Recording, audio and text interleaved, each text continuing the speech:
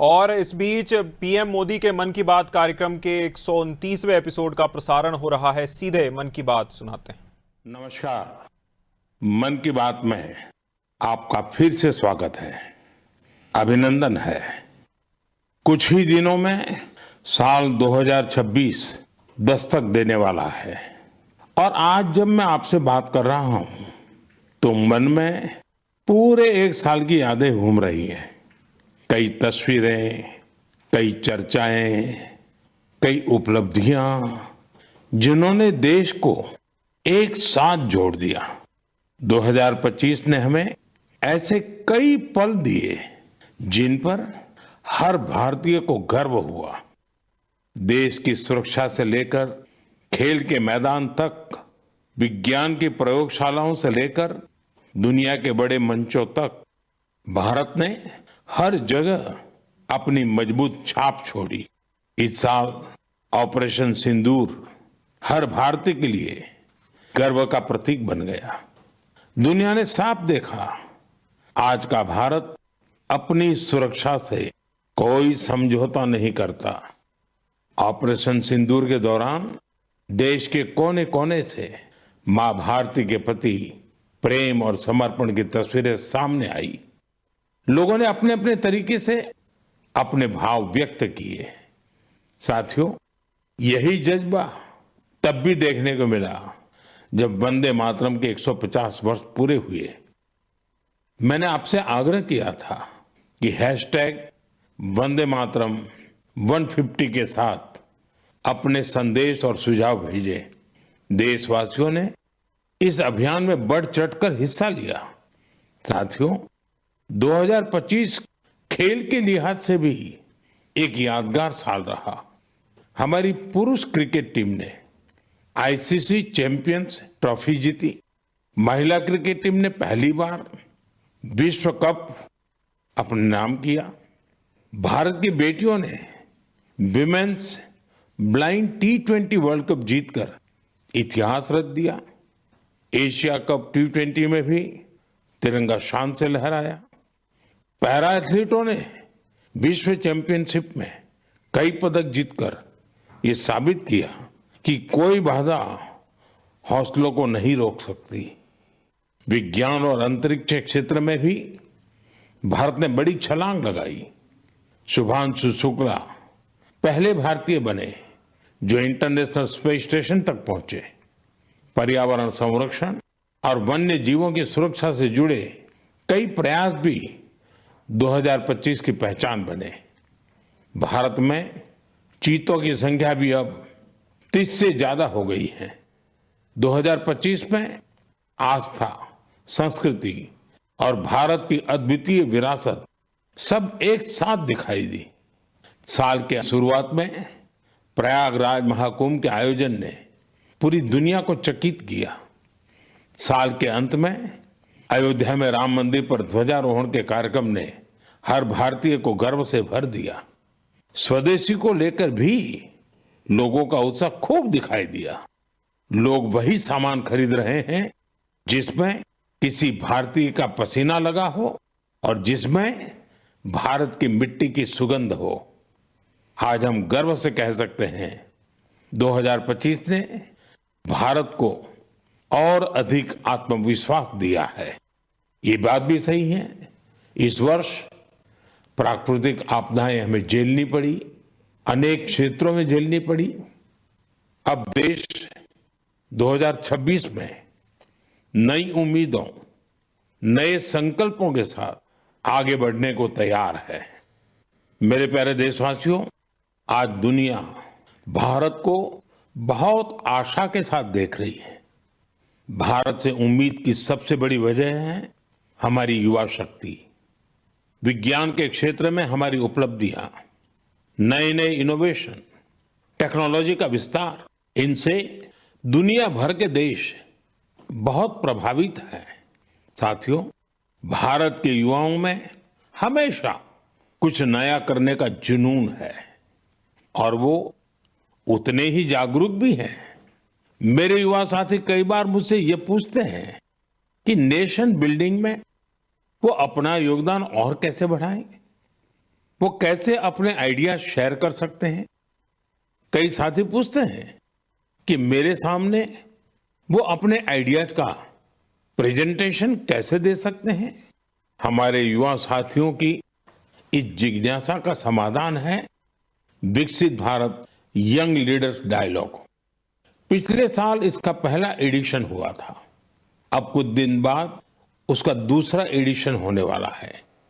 अगले महीने की 12 तारीख को स्वामी विवेकानंद जी की जयंती के अवसर पर राष्ट्रीय युवा दिवस मनाया जाएगा। इसी दिन यंग लीडर्स डायलॉग का भी आयोजन होगा और मैं भी इसमें जरूर शामिल होऊंगा। इसमें हमारे युवा इनोवेशन, फिटनेस, स्टार्टअप और एग्रीकल्चर जैसे महत्वपूर्ण विषयों पर अपने आइडियाज शेयर करेंगे। मैं इस कार्यक्रम को लेकर बहुत ही उत्सुक हूं। साथियों,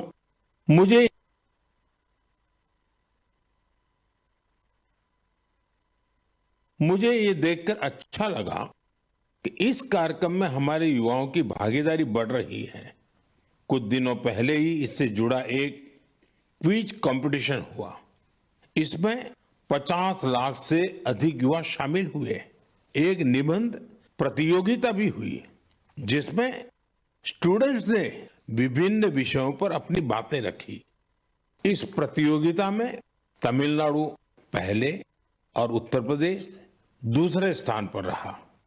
साथियों, आज देश के भीतर युवाओं को प्रतिभा दिखाने के नए नए अवसर मिल रहे हैं। ऐसे बहुत से प्लेटफॉर्म्स विकसित हो रहे हैं जहां युवा अपनी योग्यता और रुचि के अनुसार टैलेंट दिखा सकते हैं। ऐसा ही एक प्लेटफॉर्म है स्मार्ट इंडिया हैकेथॉन। एक और ऐसा माध्यम जहां आइडियाज एक्शन में बदलते हैं। साथियों, स्मार्ट इंडिया हैकेथॉन 2025 का समापन इसी महीने हुआ है। इस हैकेथॉन के दौरान 80 से अधिक सरकारी विभागों की 270 से ज्यादा समस्याओं पर स्टूडेंट्स ने काम किया। स्टूडेंट्स ने ऐसे सॉल्यूशन दिए जो रियल लाइफ चैलेंजेस से जुड़े थे, जैसे ट्रैफिक की समस्या है। इसे लेकर युवाओं ने स्मार्ट ट्रैफिक मैनेजमेंट से जुड़े बहुत ही इंटरेस्टिंग पर्सपेक्टिव शेयर किए। फाइनेंशियल फ्रॉड्स और डिजिटल एरेस्ट जैसी चुनौतियों के समाधान पर भी युवाओं ने अपने आइडियाज सामने रखे। गांवों में डिजिटल बैंकिंग के लिए साइबर सिक्योरिटी फ्रेमवर्क पर सुझाव दिया। कई युवा एग्रीकल्चर सेक्टर की चुनौतियों के समाधान में जुटे रहे।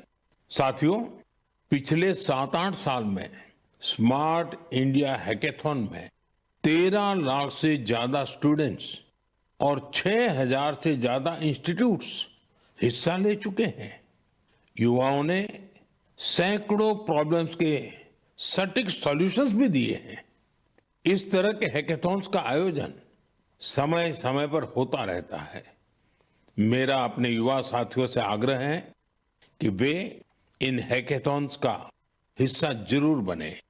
साथियों, आज का जीवन टेक ड्रिवन होता जा रहा है और जो परिवर्तन सदियों में आते थे, वो बदलाव हम कुछ वर्षों में होते देख रहे हैं।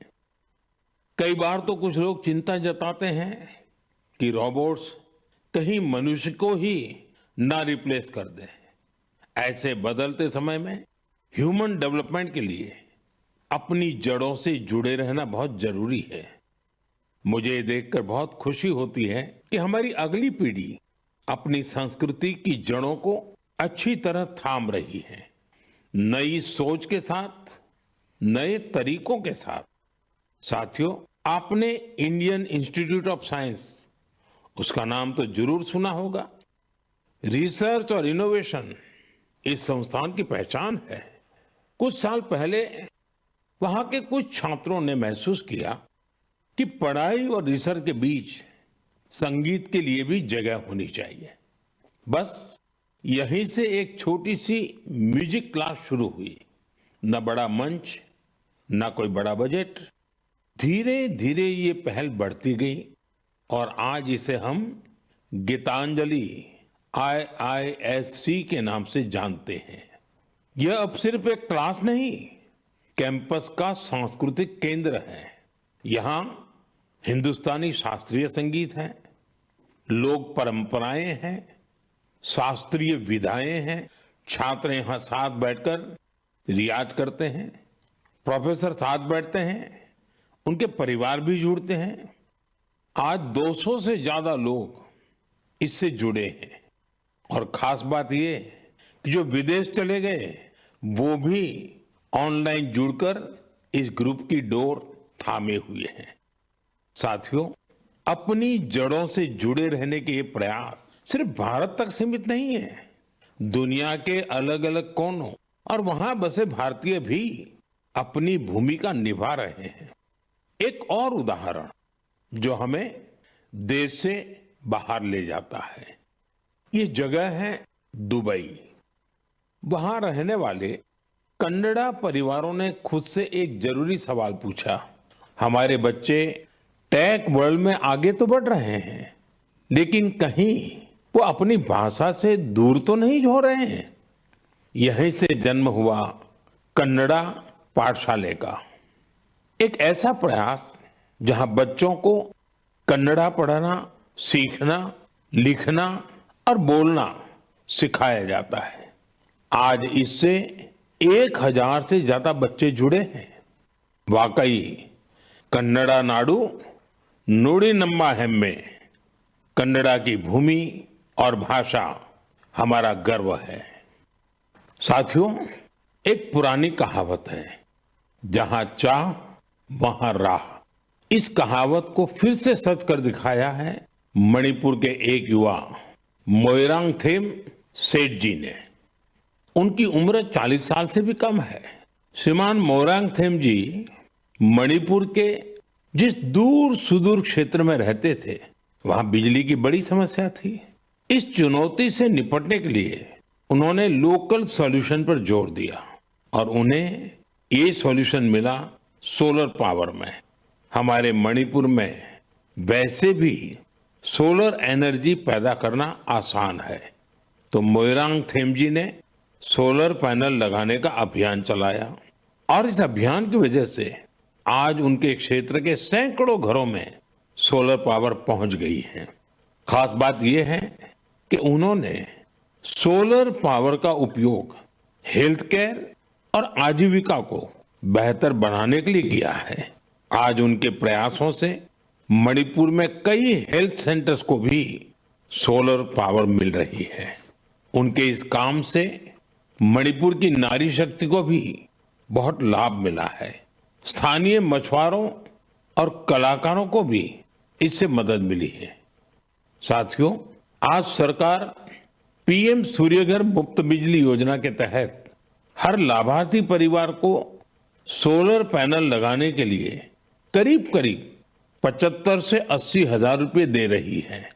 मोइरांगथेम जी के ये प्रयास यूं तो व्यक्तिगत प्रयास है, लेकिन सोलर पावर से जुड़े हर अभियान को नई गति दे रहे हैं।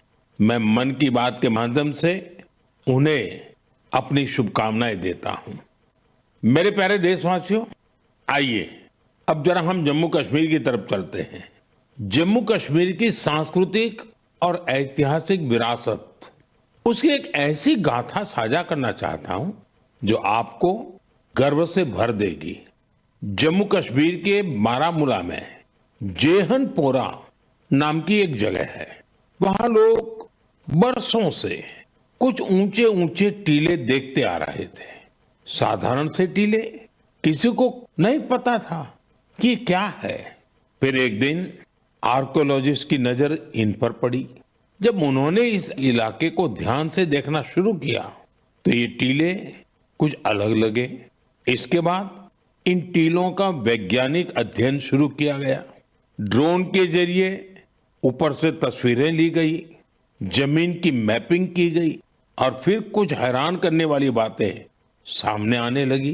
पता चला ये टीले प्राकृतिक नहीं है, ये इंसान द्वारा बनाई गई किसी बड़ी इमारत के अवशेष है। इसी दौरान एक और दिलचस्प कड़ी जुड़ी। कश्मीर से हजारों किलोमीटर दूर फ्रांस के एक म्यूजियम के आर्काइव्स में एक पुराना धुंधला सा चित्र मिला। बारामूला के उस चित्र में 3 बौद्ध स्तूप नजर आ रहे थे। यहीं से समय ने करवट ली और कश्मीर का एक गौरवशाली अतीत हमारे सामने आया।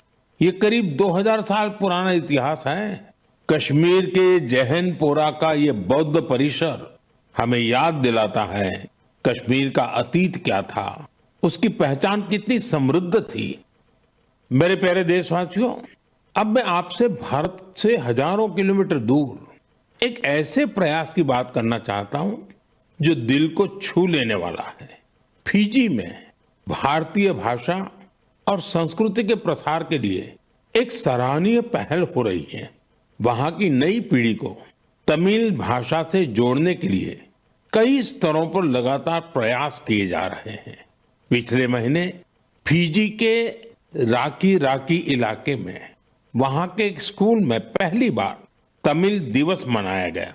उस दिन बच्चों को एक ऐसा मंच मिला जहां उन्होंने अपनी भाषा पर खुले दिल से गौरव व्यक्त किया।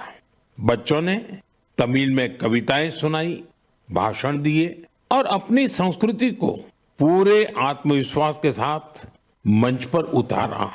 साथियों, देश के भीतर भी तमिल भाषा के प्रचार के लिए लगातार काम हो रहा है। कुछ दिन पहले ही मेरे संसदीय क्षेत्र काशी में 4था काशी तमिल संगमम हुआ। अब मैं आपको एक ऑडियो क्लिप सुनाने जा रहा हूं। आप सुनिए और अंदाजा लगाइए तमिल बोलने की कोशिश कर रहे ये बच्चे कहाँ के हैं। வணக்கம்.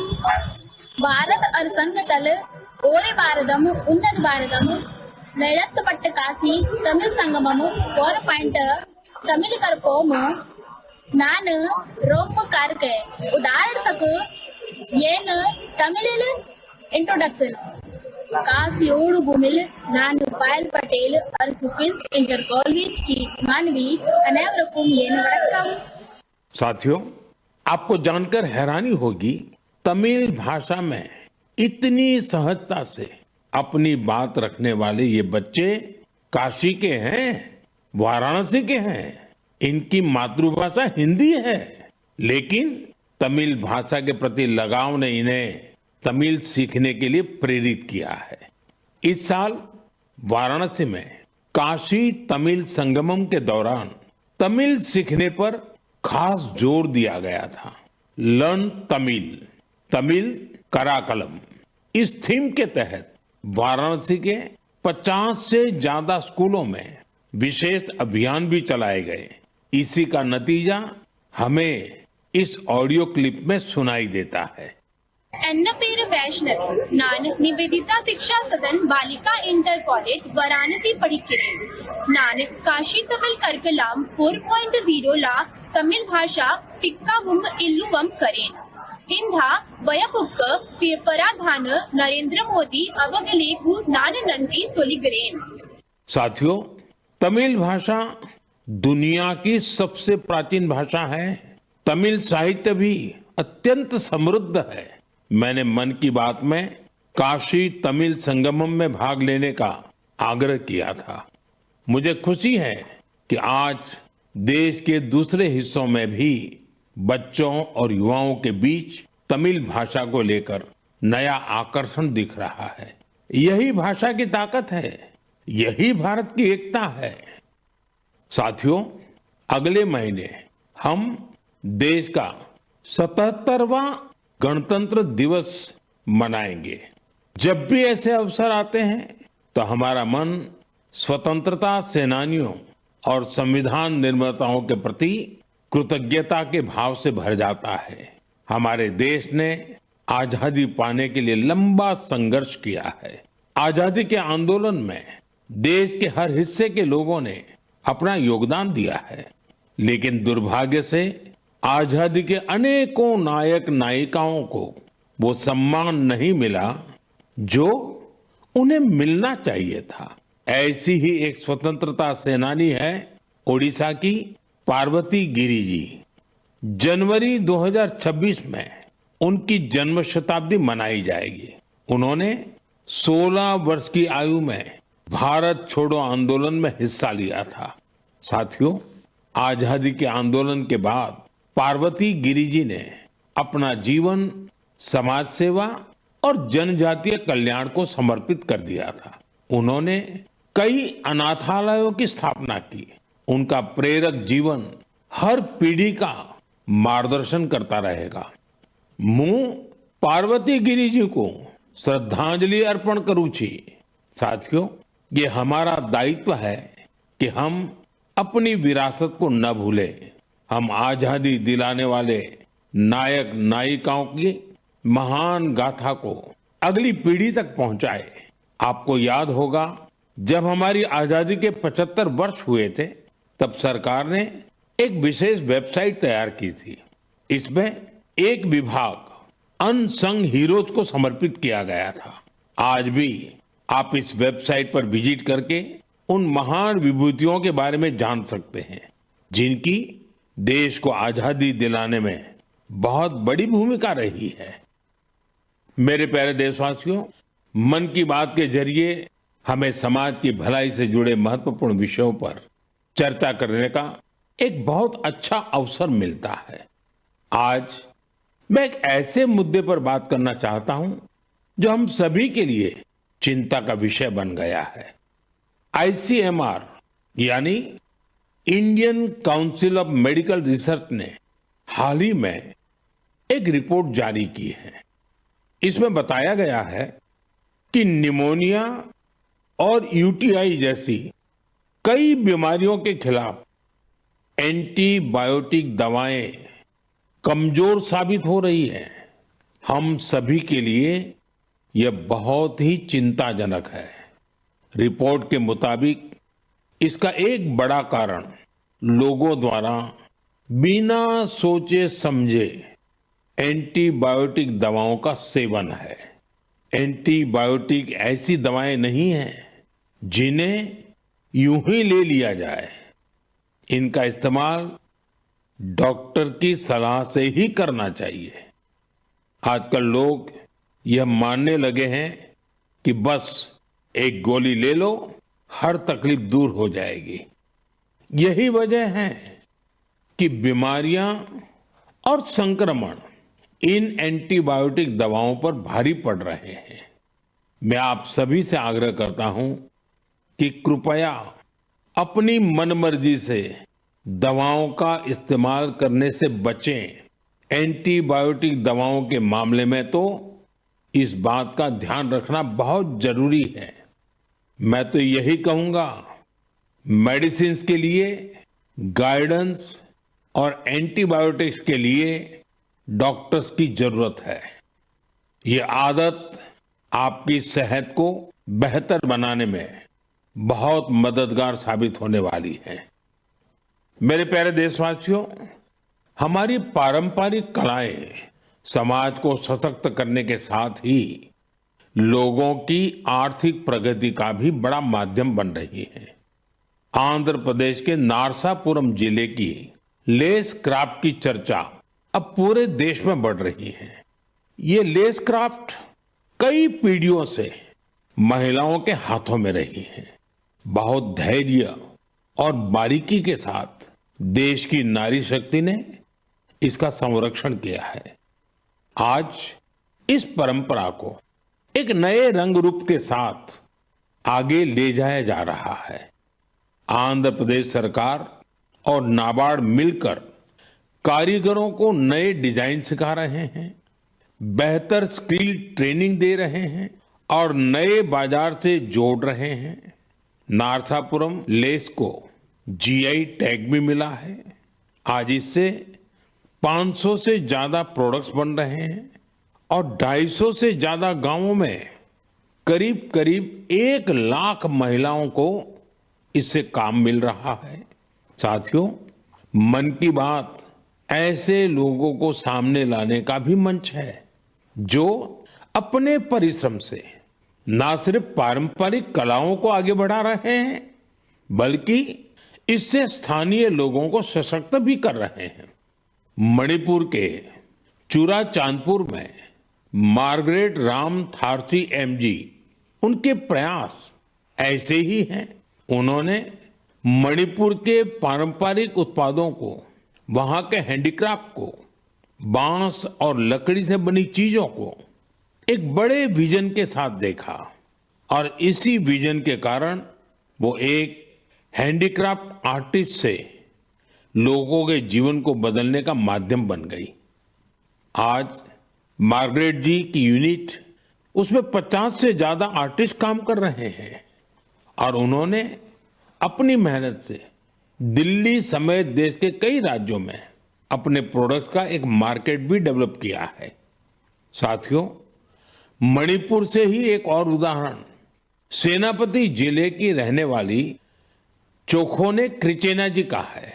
उनका पूरा परिवार परंपरागत खेती से जुड़ा रहा है। क्रिचेना ने इस पारंपरिक अनुभव को एक और विस्तार दिया। उन्होंने फूलों की खेती को अपना पैशन बनाया।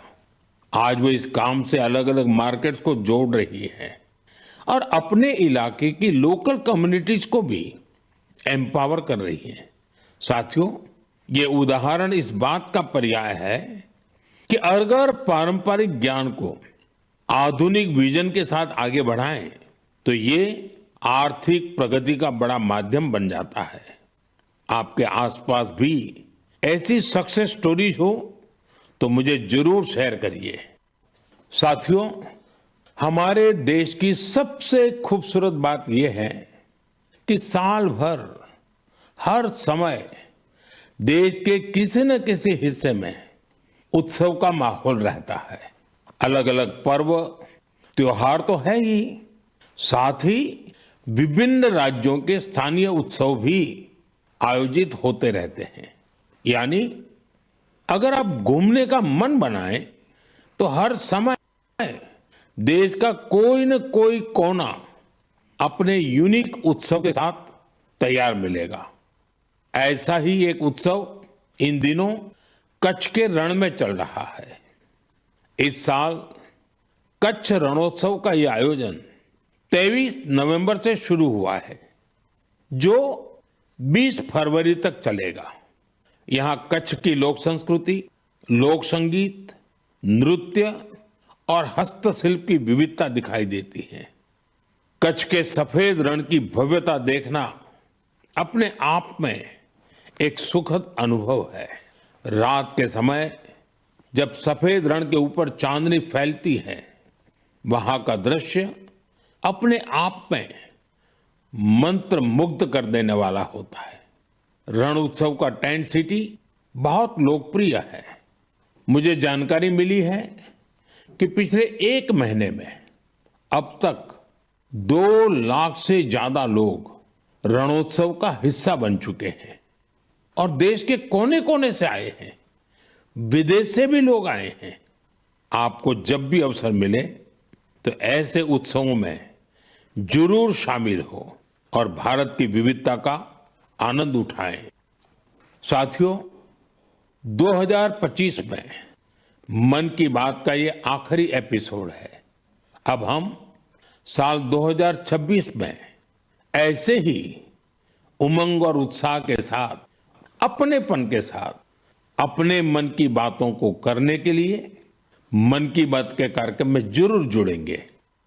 नई ऊर्जा, नए विषय और प्रेरणा से भर देने वाली देशवासियों की अनगिनत गाथाओं मन की बात में हम सबको जोड़ती हैं। हर महीने मुझे ऐसे अनेक संदेश मिलते हैं जिसमें विकसित भारत को लेकर लोग अपना विजन साझा करते हैं। लोगों से मिलने वाले सुझाव और इस दिशा में उनके प्रयासों को देखकर ये विश्वास और मजबूत होता है। और जब ये सब बातें मेरे तक पहुंचती हैं तो विकसित भारत का संकल्प जरूर सिद्ध होगा। यह विश्वास दिनों दिन मजबूत होता जाता है। साल 2026 इस संकल्प सिद्धि की यात्रा में एक अहम पड़ाव साबित हो। आपका और आपके परिवार का जीवन खुशहाल हो, इसी कामना के साथ इस एपिसोड में विदाई लेने से पहले मैं जरूर कहूंगा, फिट इंडिया मूवमेंट, आपको भी फिट रहना है। ठंडी का ये मौसम व्यायाम के लिए बहुत उपयुक्त होता है। व्यायाम जरूर करें। आप सभी को 2026 की बहुत बहुत शुभकामनाएं। धन्यवाद। वंदे मातरम।